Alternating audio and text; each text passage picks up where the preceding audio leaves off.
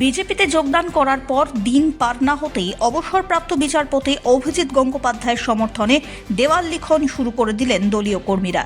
তমলুক লোকসভা কেন্দ্রের অন্তর্গত নন্দীগ্রামের বিভিন্ন জায়গায় শুক্রবার থেকেই চোখে পড়ল বিজেপির দেওয়াল লিখন। তাতে পদ্ম ফুলের চিহ্নের পাশে জ্বলজ্বল করছে অভিজিৎ বাবুর নাম। তবে তমলুক কেন্দ্র থেকে এখনো পর্যন্ত বিজেপি প্রার্থী ঘোষণা হয়নি, কিন্তু তারই মধ্যে এই দেওয়াল লিখন। উল্লেখ্য, মঙ্গলবার বিচারপতি পদে ইস্তফা দিয়েছেন অভিজিৎ গঙ্গোপাধ্যায়। বৃহস্পতিবার বিজেপিতে যোগদান করেন তিনি। শুভেন্দু সুকান্তর হাত থেকে নিয়ে নেন গেরুয়া পতাকা। তবে গুঞ্জন ছিল তার আগে থেকেই। পূর্ব মেদিনীপুরের তমলুক আসন থেকে লোকসভা ভোটে লড়তে চলেছেন অভিজিৎ গঙ্গোপাধ্যায়, এমনটাই ছিল জল্পনা। তারই মাঝে তমলুক কেন্দ্রে অভিজিৎ গঙ্গোপাধ্যায়ের নামে দেওয়াল লিখন শুরু করে দিলেন বিজেপি কর্মীরা। অভিজিৎ গঙ্গোপাধ্যায় বর্তমানে এক্স জাস্টিস, তো উনি দাঁড়াবেন এটা শুনছি। তো এখন সেই আশা নিয়ে আমরা দেওয়াল লেখা হচ্ছে দেখতে পাচ্ছি, ঠিক আছে।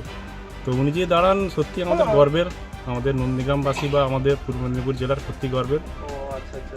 কারণ ওনার যে আমরা রায় দেখেছি, যারা চাকরি যোগ্য প্রার্থীরা চাকরি পায়নি, তারা যেভাবে রাস্তায় দাঁড়িয়ে আন্দোলন করছে দিনের পর দিন, তো তাদের উনি সুবিচার দিয়েছেন। তো এরকম একটি ব্যক্তি যিনি অন্যায়ের বিরুদ্ধে লড়ছেন, তিনি আমাদের কেন্দ্রে প্রার্থী হবে, এটা সত্যি চরম সৌভাগ্যের। তমলুক, নন্দকুমার, নন্দীগ্রাম সহ বিভিন্ন কেন্দ্রের জায়গায় জায়গায় দেওয়াল লিখনে দেখা যায় তার নাম। পোস্টারে, ব্যানারে সর্বত্রই দেখা গেল তার ছবি। প্রসঙ্গত, সবসময় খবরের হটস্পটে থেকেছে নন্দীগ্রাম। সেখান থেকেই যে লোকসভার লড়াই শুরু, তা আরও একবার প্রমাণিত হলো। নন্দীগ্রামের হরিপুর গ্রাম পঞ্চায়েত এলাকার রতনপুরে দেওয়াল লিখন করে বিজেপি।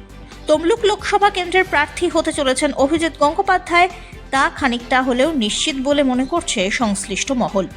যদিও বিজেপির পক্ষ থেকে তমলুক লোকসভা কেন্দ্রে আনুষ্ঠানিকভাবে এখনো পর্যন্ত পদ্ম শিবিরের কোনো প্রার্থীর নাম ঘোষণা হয়নি। তমলুক আসনের মধ্যেই পড়ে শুভেন্দু অধিকারীর বিধানসভা কেন্দ্র নন্দীগ্রাম।